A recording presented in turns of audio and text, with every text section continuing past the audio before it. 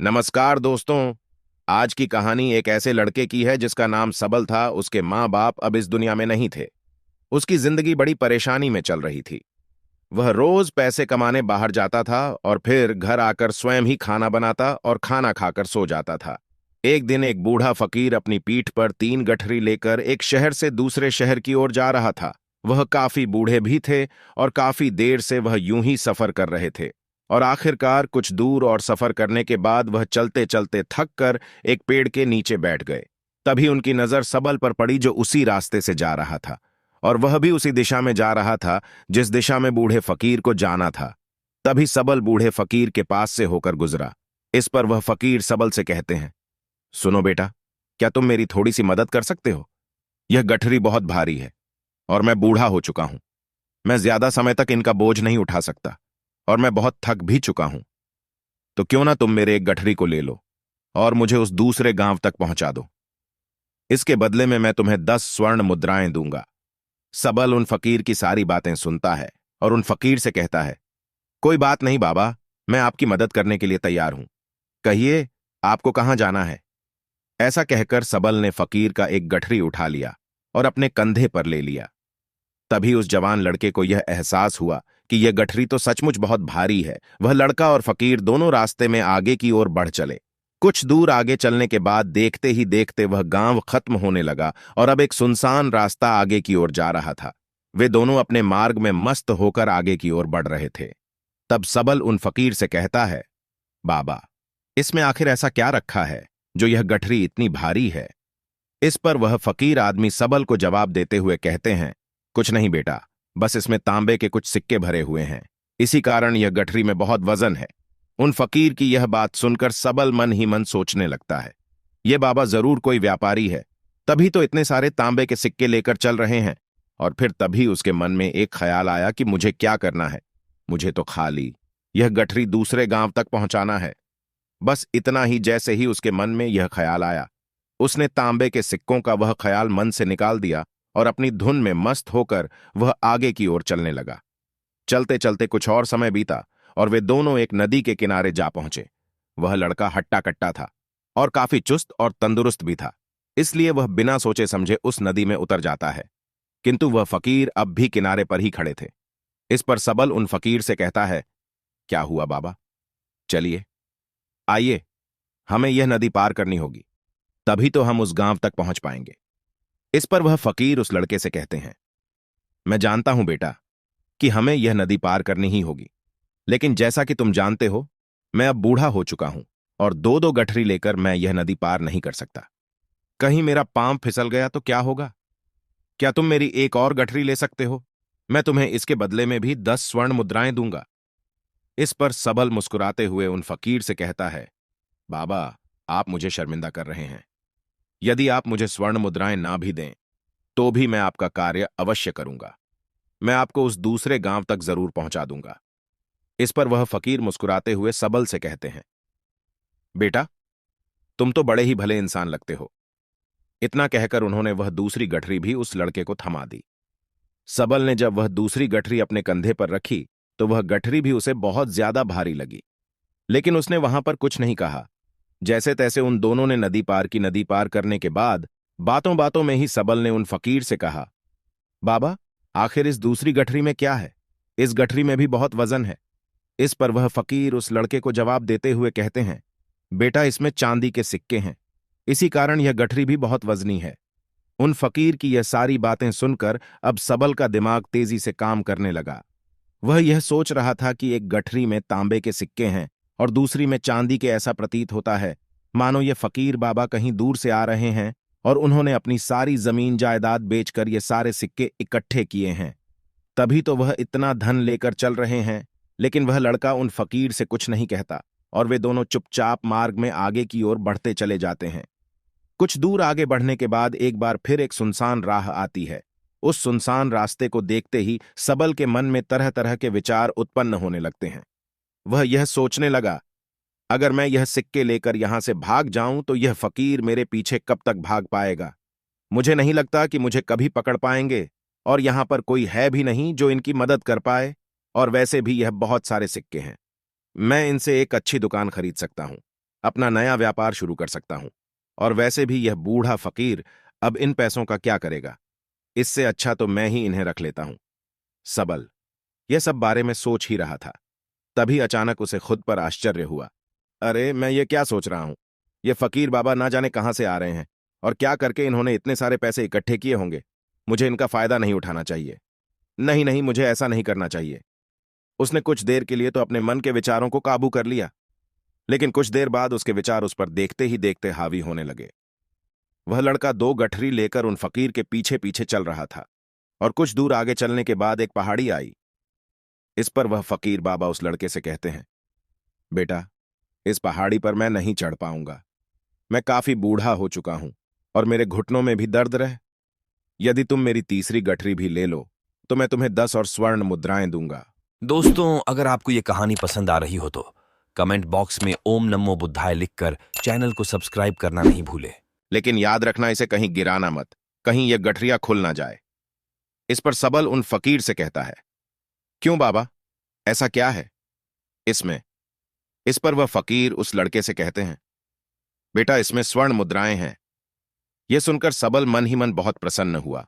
उसने चुपचाप वह गठरी भी उन फकीर से ले ली और देखते ही देखते वे दोनों मार्ग में आगे की ओर बढ़ने लगे। अब वह फकीर बिना कोई वजन लिए हुए आराम से पहाड़ की चढ़ाई पर चढ़ रहे थे, किंतु वह नौजवान लड़का जो पीछे था, वह वजन के कारण बहुत धीरे धीरे चल पा रहा था। लेकिन जब से उसने सोने का नाम सुना था, उसका मन तो छलांग मार रहा था। वह मन ही मन सोच रहा था, अगर मुझे यह सारा धन मिल जाए तो मेरा पूरा जीवन तो आराम से कट जाएगा। वैसे भी यह बाबा तो बहुत बूढ़े हो चुके हैं, भला इसे इतने पैसों की क्या जरूरत है? इनका जीवन तो वैसे भी कट चुका है। मैं एक काम करता हूं, ये सारे पैसे लेकर यहां से भाग जाता हूं। सबल के मन में अनगिनत विचार उठ रहे थे। सबल का मन अब उसकी बुद्धि पर पूरी तरह से हावी हो चुका था और सबल का मन अपनी बात को सही साबित करने के लिए उससे कुछ भी कह रहा था। और तभी सबल के मन में एक और विचार उत्पन्न हुआ और अब की बार सबल यह सोच रहा था, लगता है यह फकीर बाबा कोई चोर है, वरना इनके पास इतनी सारे स्वर्ण मुद्राएं कहां से आएंगे। अगर यह कोई व्यापारी होते तो भला यह इस तरह से पैदल यात्रा तो नहीं करते, और अगर इनके पास इतने सारे पैसे थे तो यह कोई ना कोई साधन भी तो अवश्य कर सकते थे। लगता है यह कोई चोर है, और चोर से चोरी करने में भला क्या बुराई है। यह सोचता हुआ सबल अब उन फकीर से तेजी से आगे की ओर बढ़ रहा था और देखते ही देखते वह फकीर से आगे भी निकल चुका था।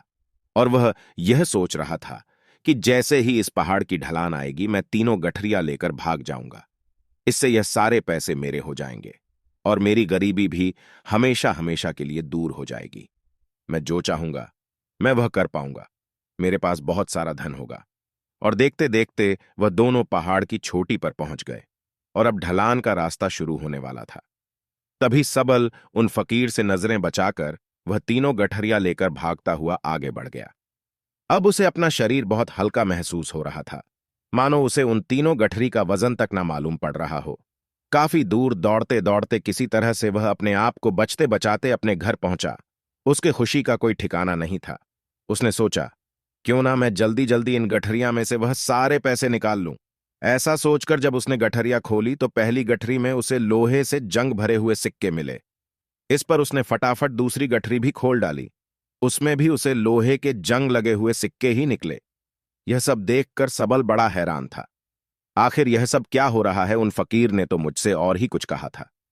अब उसने वह सोने वाली गठरी खोली और उसमें भी लोहे के जंग लगे हुए सिक्के ही निकले। यह देख सबल बड़ा क्रोधित हुआ। उसने सोचा, उन फकीर ने मुझसे झूठ क्यों कहा? उन्होंने मुझसे ऐसा क्यों कहा कि एक में तांबे के सिक्के हैं, दूसरे में चांदी के और तीसरे में स्वर्ण मुद्राएं हैं? वह यह सब सोच ही रहा था कि तभी उसकी नजर उस थैले में पड़े एक पत्र पर पड़ी। उसने वह पत्र उठाया और उस पत्र में लिखा था, यह पूरा नाटक ईमानदार व्यक्ति की खोज करने के लिए रचा गया है और मैं इस राज्य का राजा हूं। मेरी कोई संतान नहीं और इसीलिए मैंने यह षड्यंत्र रचा है ताकि मैं अपने राज्य में किसी एक ऐसे ईमानदार व्यक्ति की खोज कर सकूं जो मेरे बाद इस राज्य का राजा बन सके और इस राज्य भार को संभाल सके। और इस राज्य का भार वही संभाल सकता है जो पूरी तरह से ईमानदार हो, जिसके मन में किसी प्रकार का कोई लालच ना हो। इतना पढ़ते ही सबल जोर जोर से चिल्लाने लगा। वह सर पकड़कर बैठ गया। वह यह जानता था कि यदि वह अपने मन के विचारों पर काबू कर लेता तो उसका जीवन संभर सकता है, लेकिन वह अपने मन के विचारों पर काबू नहीं कर पाया। दोस्तों, महात्मा बुद्ध कहते हैं कि मन ही सब कुछ है। आप जो सोचते हैं वही बनते हैं। इसलिए आपका सबसे बड़ा दुश्मन भी आपको उतना नुकसान नहीं पहुंचा सकता जितना कि आपके मन के यह अनियंत्रित विचार पहुंचा सकते हैं।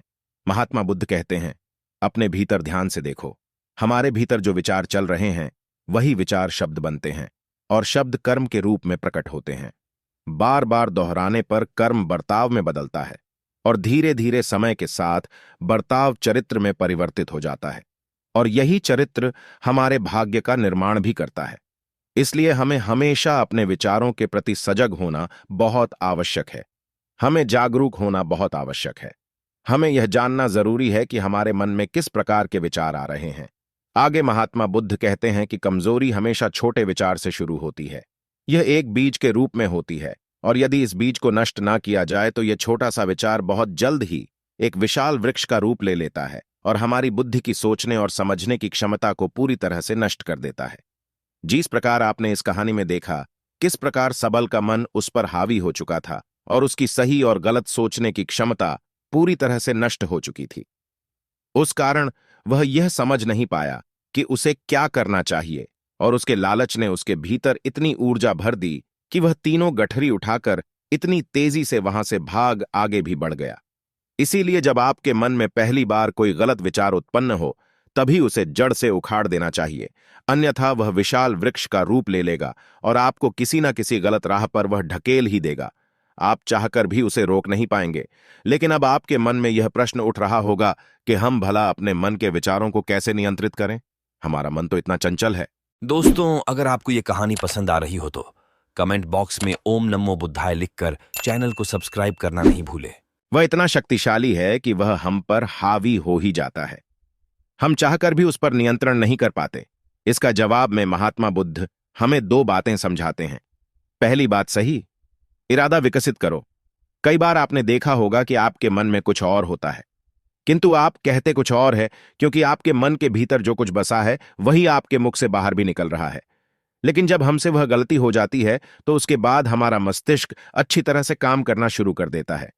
हमारे सोचने और समझने की क्षमता एक बार फिर से जागृत हो जाती है, और ऐसी अवस्था में हमें यह एहसास होता है कि हमसे गलती हो गई है, और फिर हमारा मन दुखी हो जाता है। हमारा मन अफसोस से भर जाता है, और इस भारीपन और दुख से बचने के लिए महात्मा बुद्ध हमें सही इरादा विकसित करने के लिए कहते हैं।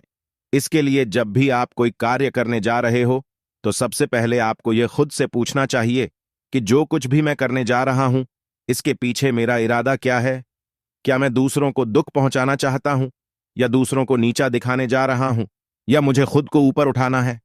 खुद से सवाल कीजिए, खुद को जागृत कीजिए। जब आप इरादों के प्रति सचेत होने लगेंगे, जब आप विचारों के प्रति सजग होने लगेंगे, तभी आपके भीतर सकारात्मक ऊर्जा का प्रवाह होगा। तभी आप सकारात्मक इरादों से जोड़ने लगेंगे और आपके मन के भीतर बसी हुई बहन नकारात्मक ऊर्जा और नकारात्मक इरादे दिन ब दिन कम होने लगेंगे। परंतु याद रहे, आपको यह हर रोज करना होगा, और आपको यह हमेशा ध्यान रखना होगा कि आपको केवल अच्छा सोचना है। आपके इरादे हमेशा अच्छे होने चाहिए, तभी आप दुख और तकलीफों से बच सकते हैं। अन्यथा आप इसी तरह से दुख और तकलीफों में गिरे ही रहेंगे और आप कभी इससे निकल नहीं पाएंगे।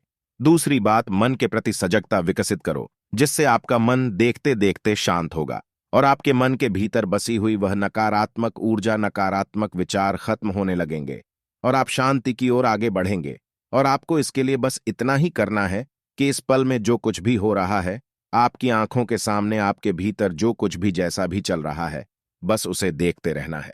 अपने मन के अच्छे बुरे विचार, अपनी भावनाओं और अपनी यादों पर बिना प्रतिक्रिया दिए उन्हें केवल देखते रहना है, जिससे आपके मन के सारे विचार देखते ही देखते खत्म होने लगेंगे। आपका मन खाली होने लगेगा और अपना काराम विचारों से ना सोच से बच सकते हैं, और आप इन दुख और तकलीफों से भी दूर रह सकते हैं। इसीलिए महात्मा बुद्ध कहते हैं, जो स्वयं को देखता है वही सबसे बड़ा तपस्वी है। अर्थात जो अपने मन में चल रहे उन विचारों को बिना प्रतिक्रिया दिए हुए केवल देखता है और उन पर कोई भी प्रतिक्रिया नहीं करता, बस उन्हें देखता और समझता है। वास्तविकता में वही मन पर नियंत्रण भी कर सकता है और वही अपना जीवन सुखी और खुशहाली तौर पर जी सकता है।